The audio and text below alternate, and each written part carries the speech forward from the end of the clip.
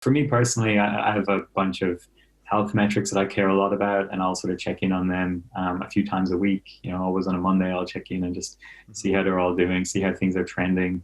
And they're sort of just regular health checks, and other members of my team would do that as well.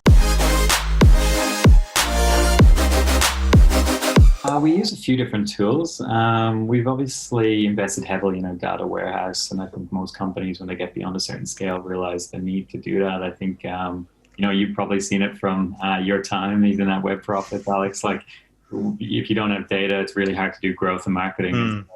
So we've invested heavily in our data warehouse, and then on top of that, we use a few tools like Amplitude, Mode, and Looker. Amplitude is great for product user analytics, like getting in and sort of seeing what users are doing at various touch points.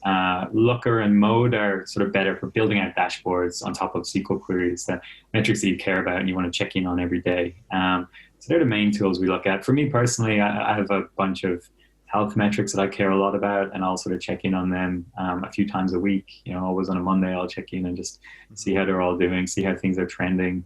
And they're sort of just regular health checks, and other members of my team would do that as well. We have a growth manager, and so one of his responsibilities is to just make sure those metrics are always in a healthy place. And then we have a data team within Canva Pro as well, of a couple of data analysts who look after those metrics as well. So we then try to sort of report on them, analyze anything interesting, and going back to your early point, like how do you make sure context and communication is swirling at those fortnightly show and tells. For example, the data team will present like what's interesting in our data the last fortnight, which is a great way to raise that data literacy across the group.